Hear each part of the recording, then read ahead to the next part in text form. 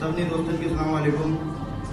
आज असांजी Khwaja welfare clinic जो opening थी आहे ऐं डॉक्टर अलमबरदार ख्वाजा ऐं सॼी टीम खे मुबारकबाद ॾियां थो पंहिंजी तरफ़ां ऐं जंगशाही जी आवाम जी तरफ़ां, छो त तमामु सुठो कमु आहे।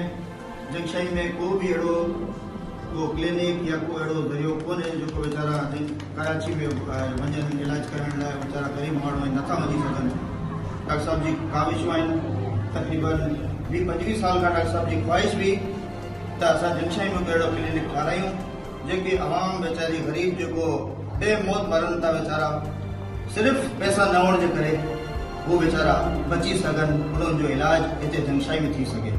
त अॼु 2 फरवरी ते असां क्लिनिक जो ओपनिंग कई आहे ऐं सभिनी खे डॉक्टर साहब जे तरफ़ां असांजी कम्यूनिटी जी तरफ़ां सभिनी खे ॾाढा ख़ुशी थी आहे त डॉक्टर साहब हिते बहितरीनु कमु कयो आहे ऐं इंशाअल्लाह ऐं हिन क्लिनिक में जेको आहे सभु सहूलियतूं हूंदियूं हेल्थ जूं इंशाअल्लाह जे मेडिकल स्पेशलिस्ट बि ईंदा कराची मां हर संडे ते इंशाअल्लाह ऐं हिकिड़ी डॉक्टर जेको आहे उहो बि वेंदी हिते डेली जेको आहे उहो सभिनी खे चेक कंदी। मरीज़ पेशेंट वीचारा सहूलियत में अची वेंदा जेको कराची नथा पुॼी सघनि उन्हनि जो इंशाअल्लाह हाणे इलाज जंगशाही में थी सघंदो ख्वाजा वेलफेयर क्लिनिक जे ज़रिए। थैंक यू, अल्लाह हाफ़िज़।